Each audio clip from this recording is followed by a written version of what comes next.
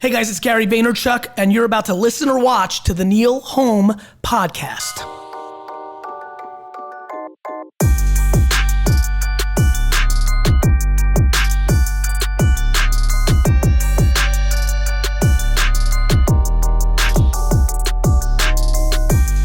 Yeah, let's rock and roll. Cool. So guys, welcome to the NeelHome podcast. Today we have a really special guest. It's Gary Vaynerchuk.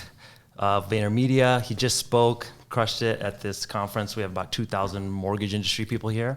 And it was just a really great speech. Thanks for doing this, Gary. I'm really glad to be here. Thank you. Yeah.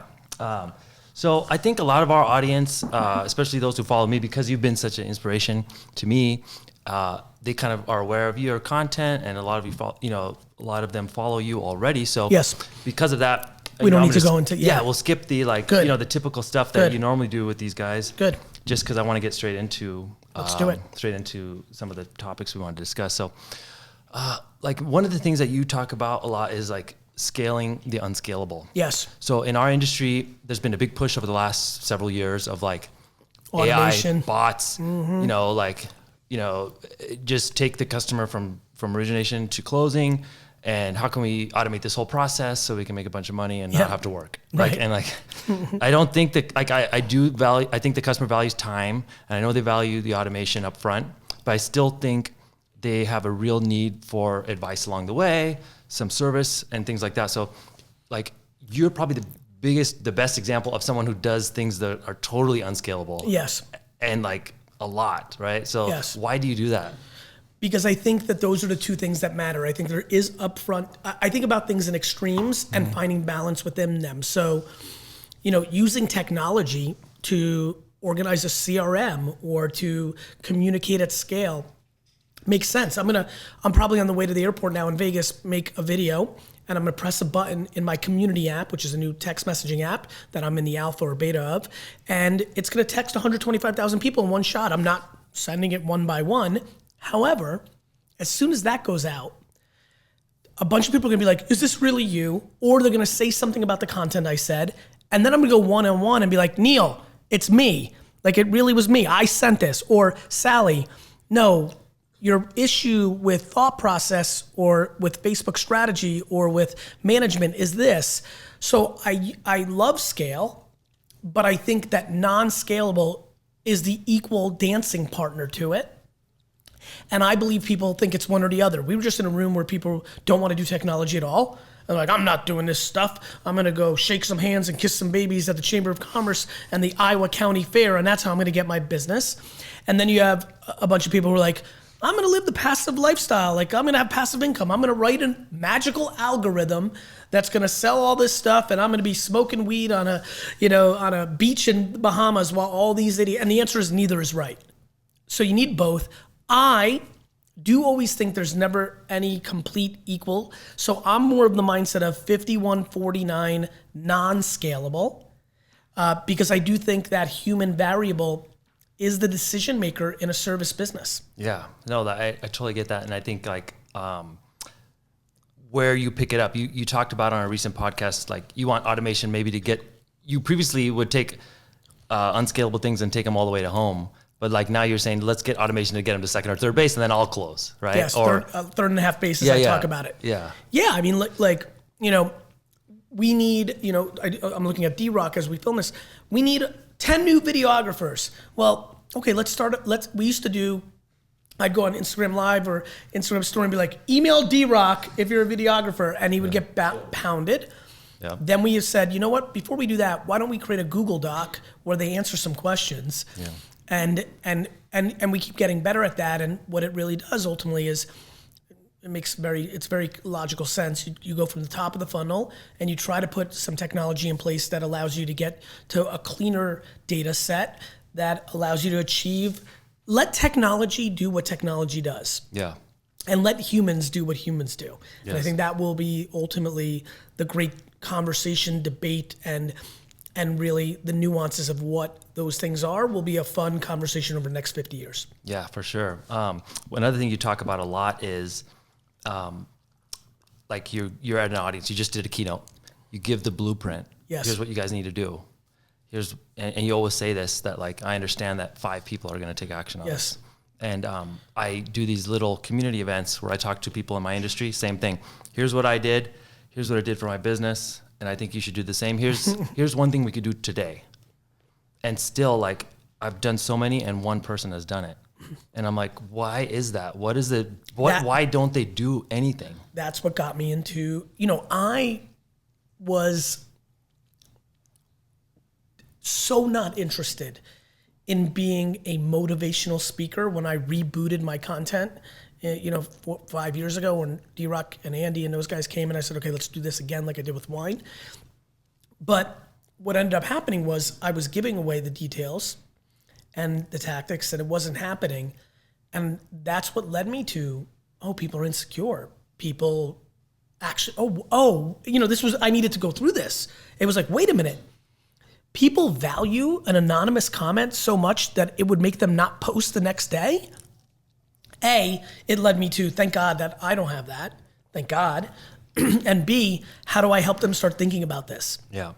And that is what has happened. It's a mindset game. Yeah, and then you had a guy who was on the texting platform that you brought into the office for like a podcast, and you guys touched on laziness. Yes. And like, I think it's like, there's something weird where like people will ask me, hey, Neel, how do you have time to do all your work plus do all this content? Like, how can you, and what I would tell them is like, I do my work from 9 to 6, and then I play with my kids and my family. And then from 10 to 1 a.m., I would work on my content. And like, what did I have to give up? Netflix or, but it's the thing, like, there's a weird thing with your brain of like your logical brain and your animal brain. Yes. The animal brain wants to find the next hit of dopamine. Yes. It will do anything to find that hit. So if you could somehow wire that to do something you like, you'll put in 3 days of work with no sleep and no food. It doesn't matter, right? That's right. Right. So like people have found that. So I think like when they say, like, how can you outsource this? Or like, how can I do this without actually putting in the work? They just don't want to do it. Like it's not laziness. They just don't like it. It's why people buy diet pills. Yeah. It's why plastic surgery is a successful industry. It's either you put in 6 years of working on your ass muscles or you get ass implants. It's not super complicated. Yeah. People don't, it's why people cheat. It's why people steal.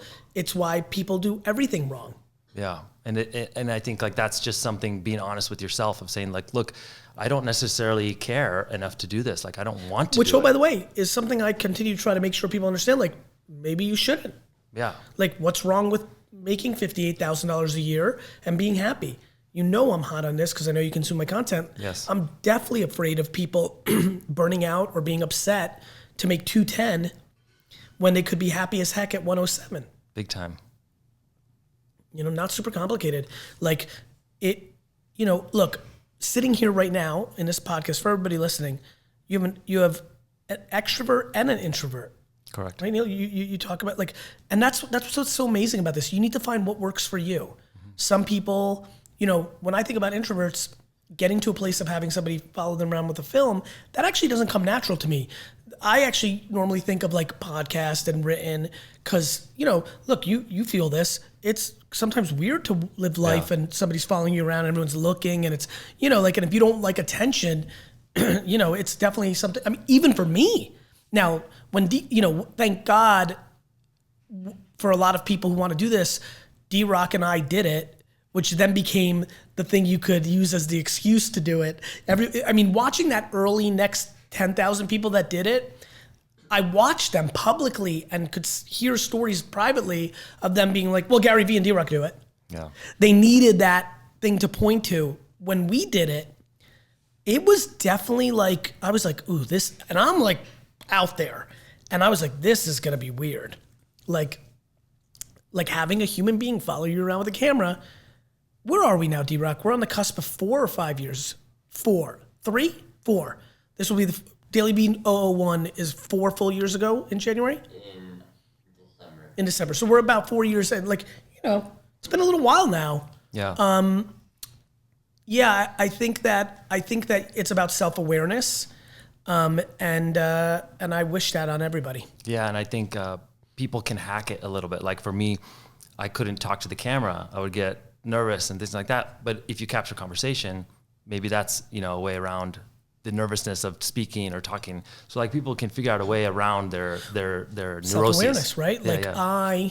I mainly only did direct to camera, wrestling, promo video style, and it was awesome. And then filming conversations, awesome as well. What I was stunned about, and it kind of made reality TV make more sense to me. I remember when we started, I'm like, oh, I wonder if subconsciously or consciously this is going to make me act different. And clearly I can tell consciously. Subconsciously is a little bit more of a challenge, but I'm pretty tapped into mine.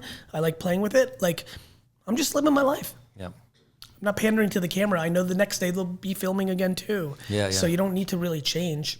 Yeah. And then switching gears a little bit, Please. like we're talking about disruption. That is the big hot button topic. That's a topic of discussion at all the conferences I go to. Yeah. It's like, you guys are going to get eliminated. This is disruptive.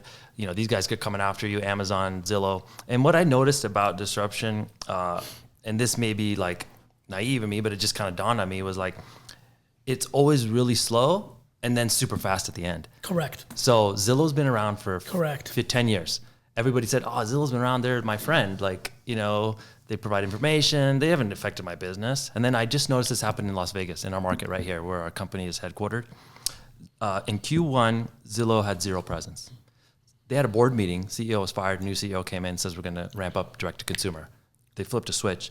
They went from zero presence to the #1 real estate broker in our market They have all the data. in 1 quarter. They have all the data. So those were like that. That was really eye-opening to me because Empathy Wines is one of the 5 leading direct-to-consumer wine brands in America. it's so I'm fast. doing it part-time, Yeah. but I had the funnel. Who's ever at the top of the So, but to me, it was really scary because it was like these were deals these were people who wanted to sell, and these are people who wanted to buy, and these would have been with traditional real estate agents. Yep, And instead, Zillow handled those transactions, that's right. and it happened fast. And I think like that was the moment for me. I'm like, okay, shit, like It's going to get faster because once those people say that the Zillow experience was good, their aunt's going to do it too. correct. This hasn't even started.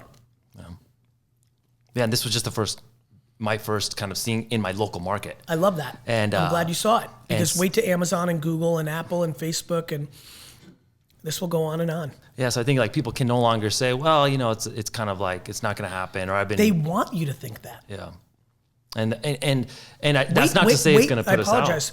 Wait till the NFL goes to Amazon.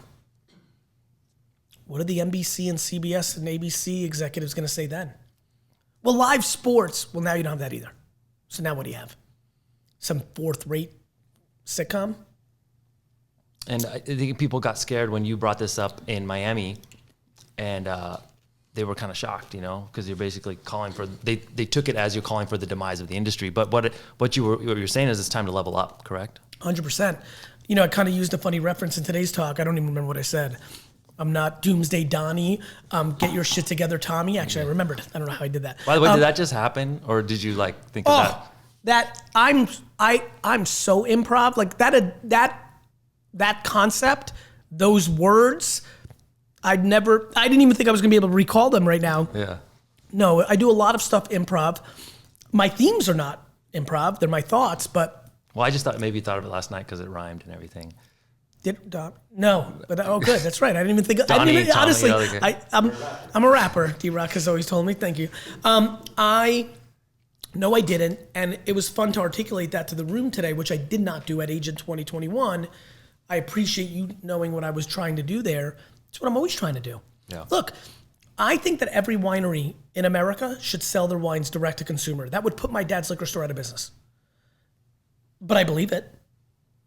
I think they should. Why should a winery, the farmer, take on all the risk with the farming, make a product, do all the step, and then make only half of the money by then selling it to another company to sell it to another company to sell it, if they can sell it all themselves? Every winery makes a wine and sells it for $10 that every customer buys for 20. If they could get their direct-to-consumer act together, they could sell for 20. The end. Yeah. And I think another reason why people feel complacent or why they think this thing is way off is because they have been winning. And like one thing I noticed is like I started the business and then it collapsed like 2 years right after I started. I lost everything. Like, Why did that happen? You because overextended yourself? No, 2008, 2000. Oh, the market. And so yeah. we had an office of 30 LOs, and it was me and my brother, and everything collapsed. So we went Quick. from literally like a huge office to a closet, and me and my brother just worked and wrote it back up. But it was 2 years of like, nobody wants to buy a house because the Right. value is falling like a brick. Right. You can't get the loan done even if you want it because the banks doesn't want to lend the money. Yeah. So we were just fucked for basically What'd you 2 do? years. We had saved money from the previous period, so we just wrote it out. We got deals done where we could, started slowly building, rebuilding, and then I feel like for the past 10 years, it's been easy. I agree. Right? Rates have been great and prices have been appreciating and affordable for buyers, I agree. right? So now we hit a point where I think people confuse the fact that you won the game is that you played your best game or like you're the best player. You're not the best player. It was just easy. The game was easy. You played like a terrible opponent. Yes. Yeah, so I know you know that I believe that. Yeah. I say, as you know, I often say at conferences, if you haven't been winning this last decade, you are all-time sucky. It's been way too easy. We bailed ourselves out. We should be only coming out of a great recession, depression right now. yeah. I'm very concerned about the next downturn. So what can you say to the people in our industry that like to get them into this mindset of like, look now you need let to me change say it this way. I do a million of these. You're doing it. I'm doing it. You know what I would say? Stop listening to us. You know what I'd actually say? Enough. Don't listen to anybody else that's telling you the alternatives. Forget everything. Like, all you're doing is listening and not acting. So you're wasting your time listening. Stop listening. Turn this off right now. Stop listening to me. Unfollow both of us. And then let's all talk in 5 years.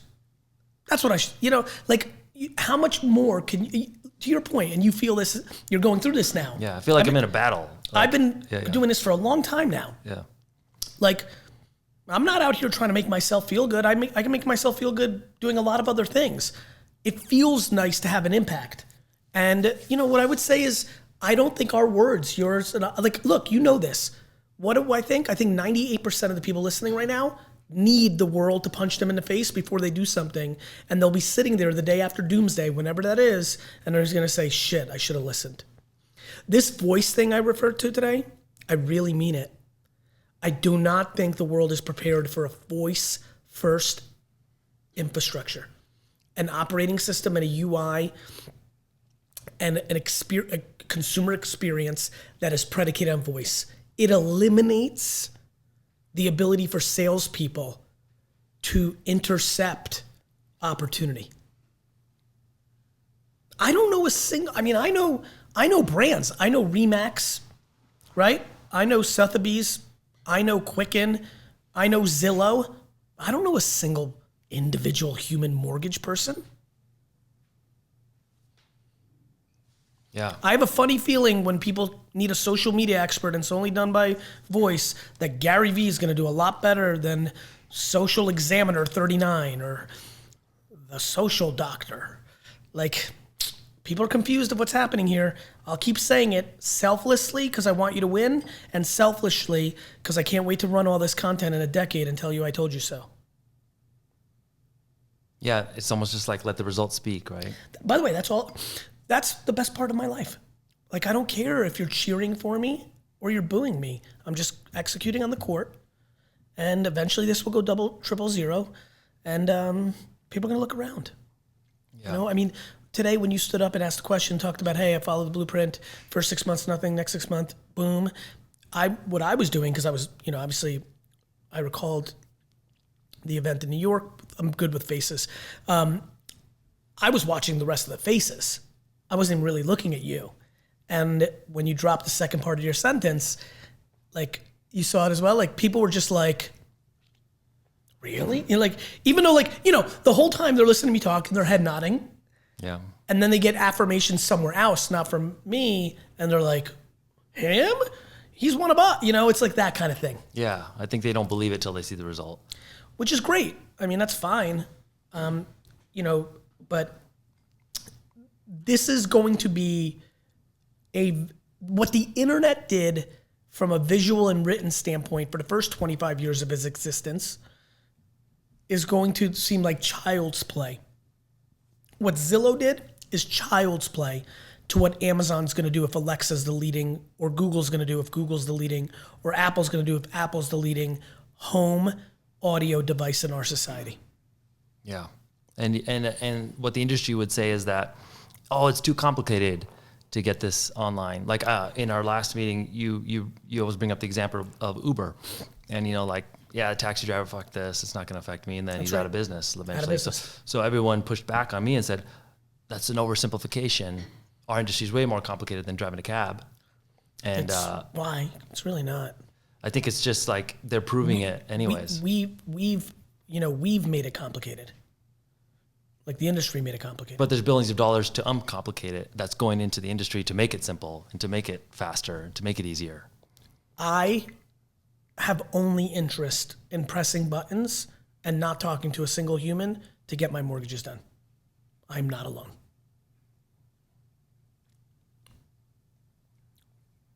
Why would anybody want to talk to a human being? Do you want to talk to a human being when you register a flight? We used to call. Hello, American Airlines? Please wait 43 minutes, right? I mean, even this is a fairly young room. I'm looking and I'm seeing the reactions. Like, this was real life. In 1992, you want to go to Miami? You called a travel agent. Hello? I'd like to go to Miami. What are my options? Who wants to do that? The travel industry told me it was super complicated when I talked about this in 1999. Yeah. It's not that, like, just because you want it to be complicated because that's how you make your money doesn't mean getting a mortgage needs to be complicated. Correct. And that's not to say that there's not a value on advice. No, there's a huge value on advice, but I'd rather you text me. Neel, if I was decided to give you my mortgage business, I'd rather text you the 3 questions. Don't talk to me. Yeah. Like, just get me the best mortgage. Like, convenience is king. Yeah, because of the time, right? Time. Who the hell? I don't want to hear your advice. What's the deal? Which goes back to trust. If I trust you and I believe in you, we actually don't have to talk at all. I don't want to hear anything from you. What's the deal? Oh, we're going with them? Good, thanks, bro. Here's your fucking commission. Correct. And that trust could have been built through video content. Everybody who's yelling that it's complicated is actually making the argument for them to lose their business. If I heard my buddies at a soccer game, you were all my buddies, and you're all like, oh, but it's, we're all the same humans we are, but we just happen to be different relationships. We're all at a soccer match, our kids are playing, and I'm the internet guy, and you guys are like, hey, Gary, what about this rocket? Like, it's too complicated. I would debate the tech talk, but then as a human, I would say, oh, I can't use those guys for my mortgage the next time. I don't like complicated. Yeah. I think we focused on that, just making the process easier, not overloading them, trying to ask for things we need, not what we don't need. Correct. And just that and simple let them give you the information the way they want. Correct. Email, cool. Phone call, cool. Over dinner, cool. I don't mind that. Text, good. Don't care at all, even better. There are a ton of people who can afford to not care at all. Yeah. They don't even know what you're saying anyway. Let's get to the punchline. Yeah, and I felt bad for the room when you said there's a movement in the room of brokers versus bankers. I'm a banker, these guys are brokers. I don't know the difference really. I'm sitting here right now and saying, I have no idea what the hell you're talking about. Meaning like what? I mean, I guess I can use my logical sense. Like, broker has multiple places that they can like go shop at and find an arbitrage. Banker, I guess, is locked. I don't know. I get locked into. That's the basic example. Right. The consumer doesn't care, is what you said, correct? They don't even understand the terminology. Why do you think I won the wine world? Let me give you the comp. You know why Wine Library became one of the biggest wine stores in the world? Because I understood that nobody knew what the difference about the wine anyway. They just wanted it to be delicious. The wine world wanted all of you to care about alcohol levels and acidity levels and how long you should store it and what rating. I know what the industry wanted all of you to do. You just want to drink the wine and go home. You know how annoyed you guys get when you go into a wine store and the person's trying to or the sommelier comes up and starts talking to you about the nose and the terroir. You're like, bro, just pop the cork and let me drink. Well, what do you think's happening in mortgage? Same thing. They just want to close. They just want to close at the best rate. Correct. And I would just, my entire position in the mortgage industry is like, I'm Gary Vee and I'll get you the best rate. Let's go. That's what I'm here to do. I'll get you the best rate. So it might be Vayner Mortgage at some point. Vayner I mean, Brokerage. look, I think a lot about it because I think about it similar to Zillow, which is Vayner can do everything because I'm building, especially anything that has humans underneath it that are trying to build brand, because my permission to the market to say, I will help you build your brand is greater than anyone's. So then every broker of any sort about anything, I'm in play. It's all top of the funnel. And this is kind of a selfish question Please. for me, but also for the audience. I think many people are in the same boat as me. They are leaders of an organization or managers of local teams, and they want to grow those teams. And initially, I did content To recruit people in. Recruit people in, correct? And the traditional recruitment model, and I get hit up by recruiters all the time now, simply because I'm putting out so much content, and they spam you on LinkedIn, they cold call you, they blast you, and it's like you're almost angry when you pick up the call because they're calling you in the worst part of your day, and they're like, "Hey, would you like to grab coffee?" And the only purpose of the coffee is for The best them. part of the story you're giving it right now, and I know where you're going, was that my brain broke when you said pick up the phone.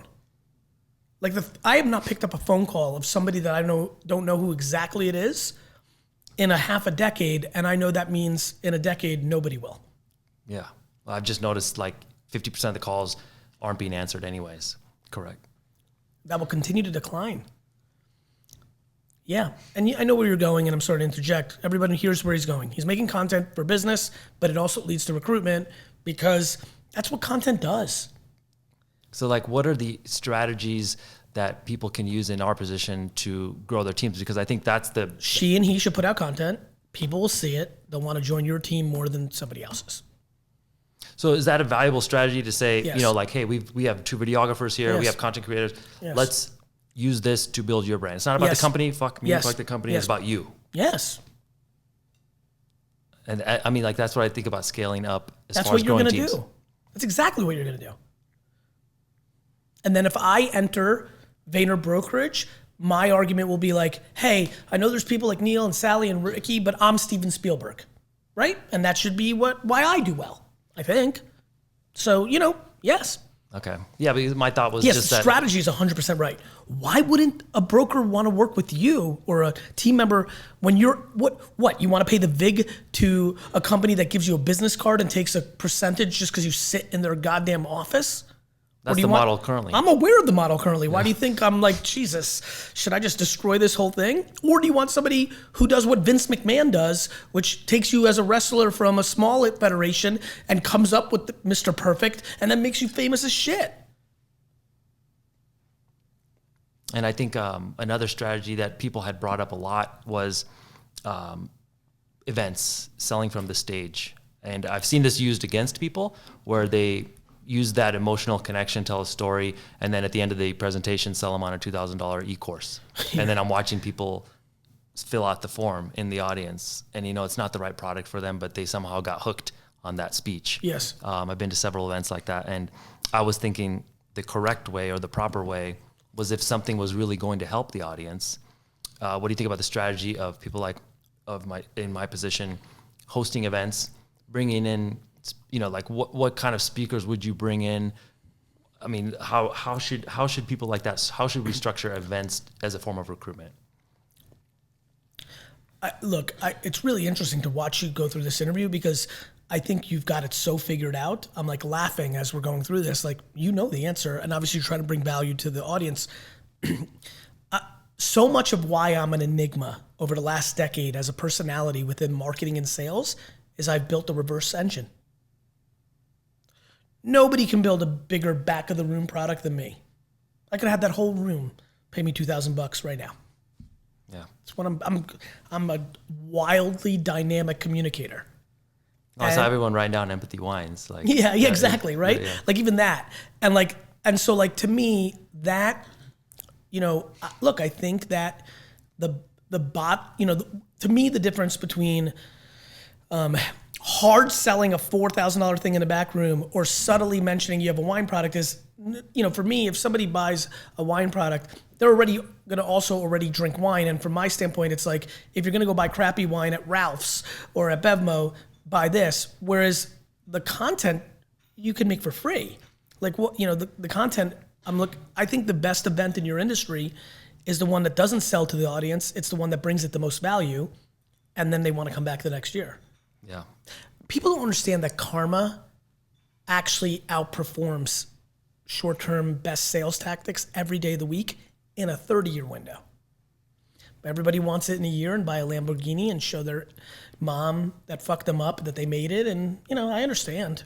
Yeah, it's just the business is so focused on transactions. It's all about the next transaction. It's all sales. Correct. This industry is completely a sales industry. Yeah. They talk about building marketing and brands. The worst job in this industry is to be in marketing. Yeah.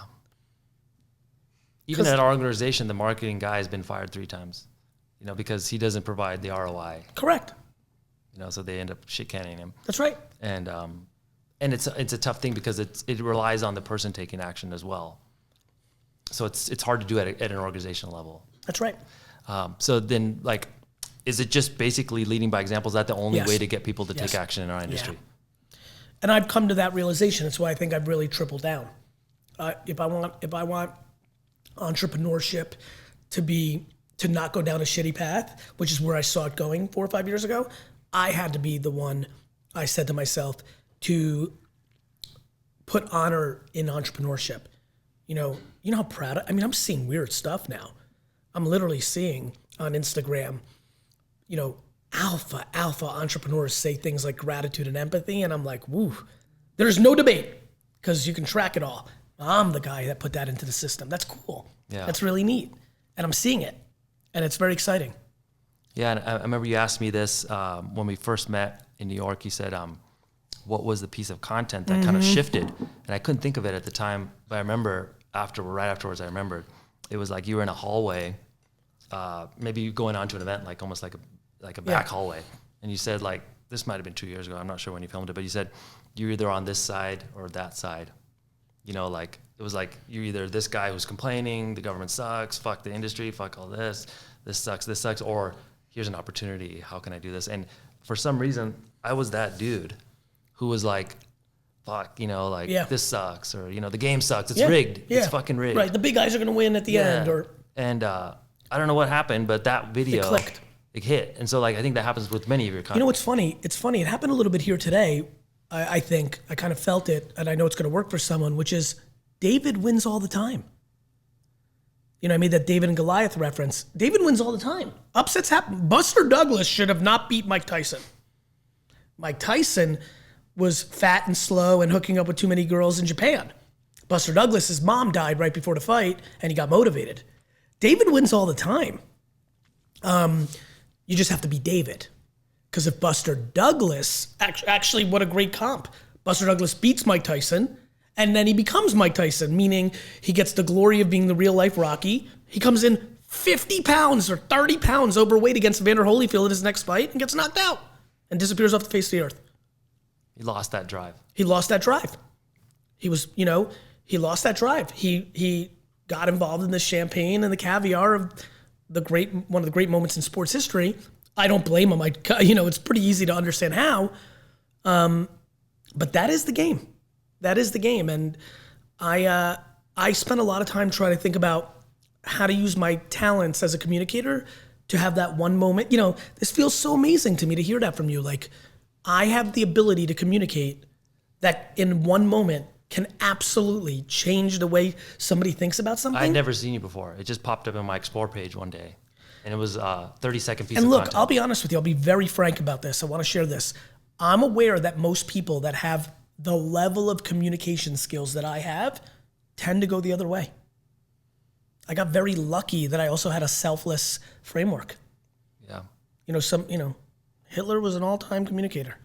Well, I think when you first start following your content, you're waiting for the shoe to drop. Okay, what's in it? Well, that goes into the thing I'm spending a lot of time lately thinking about, which is so interesting. My natural energy leads the way I say things is very different than what I'm actually saying, and inevitable. There's probably not something I understand better than most of the audience when they first come across me in my most natural communication state are like, all right, All right, but where's this, like, where's his URL on his Instagram going to? Where's this mastermind? Where's this course? Where's this, fundraising? Like, because that's all you see now. It's just endless, And just, I know you guys got to take off, so I want to wrap up with this. On the last interview you did in the mortgage industry, you said it was another mortgage podcast, one of my colleagues, and you mentioned at the end, you kind of said something like, he asked, well, what's your final take, for people in the industry? Oh yeah, I went crazy, right? And I think everybody afterwards was like, dude, does Gary hate us? Like, is he angry? And I was like, I'm like, no, I think it's from a place of compassion. Like, he wants to help. He wants people to just do and stop fucking talking. I need it. But it came across like you were basically saying, like, you guys are a bunch of dicks in suits. Cut the shit, cut the audacity. Can you just kind of clarify for the audience? Yeah, like I observe a lot of stuff, like clearly you do as well. Like, you're in it for you, and that's great. But like, I hope you understand how the audience feels about it. Of course, you're not converting on social. You're coming across as an infomercial. You're telling people what you want them to hear based on what you want to happen. I don't know what to say. Like, it's not super complicated. I can do it super passionate in my office, like the last podcast, or I can do it a little bit calmer right now and more articulate. Like, what do you want from me? Like, unless you're providing value to the audience will sniff you out. If you're remarkably gifted in communication, maybe you can trick people for a little while. If you're the 98%, you're not tricking anyone from the beginning. And if you're at 2% that can trick for a while, you end up usually going to jail or something terrible happens. So I think it's a good idea to try to bring value, because what is also, and I'm starting to reminisce about that podcast and today, there's just so much in this industry that is predicated around why all the clear consumer behaviors that are going against the individuals. I just don't understand the audacity and the naivete. It's audacity and naivete. Yeah. It's this dangerous concoction. And it's actually not just, this is the entire macro business world. The blend between audacity and naivete is the story of Toys R Us, is the story of Blockbuster Video. Blockbuster Video could have bought Netflix for 50 million. I don't remember the number. Yeah. I don't know, I don't know what to say. Like, bad idea. Like, like Yahoo could have bought Google and Facebook. Both deals were at the finish line. Bad idea. Naivete, audacity, short-term thinking. I'm sure the Yahoo board and the Yahoo CEOs at the time said, if I make this $1 billion transaction, will my stock price go down for a couple months, right? Yeah. And that's what's happening with Sal right now. Sal, listening right now. Sal and Susan, right now listening, sitting in their car, in their office, however they're listening right now, they're saying, I've been in Little Rock for 19 years. I don't feel the Zillow thing that Neel's talking about. I don't know who this Gary guy is, but he's not from the mortgage world. And this has been the story of my life. Yep. This has been the story of my life. Like, I believe that innovation is consumer-centric. It's good for the customer. I believe the customer is more important than my personal wants and needs. Yep. And I think that is an opportunity for people within the industry to find success because it's so rare, because you can stand out. Correct. Like a sore thumb immediately upon doing so. That's why it's working for you. That's why it's working for me. And that's why it's working for the hundreds of thousands, if not tens of thousands of people that are starting to understand, let me bring the most value to the customer for as long as humanly possible, and I will get my residuals off of that. Correct. Thanks so much for doing this, Gary. Appreciate it.